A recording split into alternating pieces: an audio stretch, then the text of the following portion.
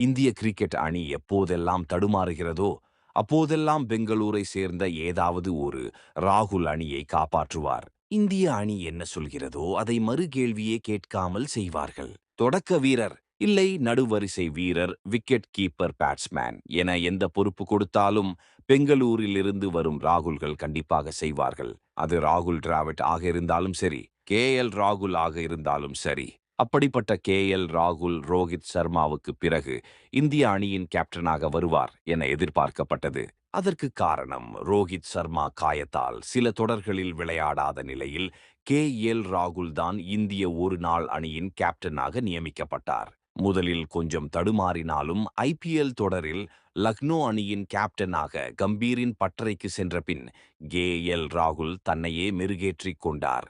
50 over உலகக் கோப்பை தொடருக்கு முன்பு ஆஸ்திரேலியாவுக்கு எதிராக நடைபெற்ற 3-1 போட்டி கொண்ட தொடரில் ராகுல் தலைமையில் இந்திய அணி 2-1 என்ற கணக்கு வென்றது.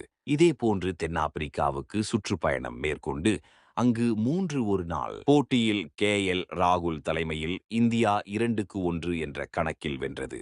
அந்த தொடர்களில் KL ராகுல் கேப்டனாக சிறப்பாக செயலாற்றியதாக கிரிக்கெட் வல்லுநர்களும் பாராட்டியுள்ளனர். இந்த சூழலில் இந்திய அணியின் துணை கேப்டனாக கில் நியமிக்கப்பட்டிருப்பது ரசிகர்களை ஏமாற்றமடைய செய்திருக்கிறது.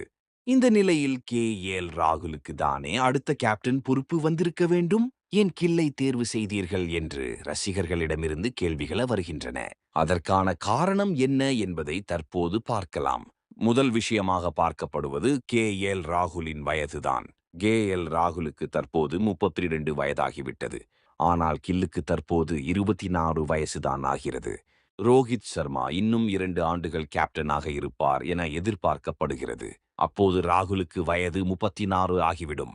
அதன் பிறகு ராகுல் கேப்டனாக இருந்து இந்திய அணியை வழிநடத்துவதை விட இளம் வீரராக இருக்கும் கில்லே சரியாக இருப்பார் என்று PCCI யோசித்திருக்கும். இன்னொரு முக்கிய காரணமாக பார்க்கப்படுவது KL ராகுலின் உடல் தகுதிதான். ராகுல் பேட்ஸ்மேன், விக்கெட் கீப்பர் என்று பல பொறுப்பில் இருந்தாலும் அவருக்கு அடிக்கடி காயம் ஏற்பட்டு விடுகிறது. இதற்காக KL ராகுல் அறுவை சிகிச்சை எல்லாம் செய்து கொண்டுள்ளார்.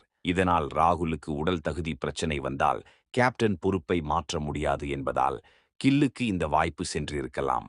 இதேபோன்று கங்குலி PCCI தலைவராக இருந்த போது வெள்ளை நிற கிரிக்கெட் போட்டிகளுக்கு 2 கேப்டன்களை வைக்க முடியாது என்று கூறினார். தற்போது ரோஹித் சர்மா ஒருநாள் கிரிக்கெட் கேப்டனாகவும் சூரியகுமாரி யாதவ் டி20 கேப்டனாகவும் இருக்கிறார்கள்.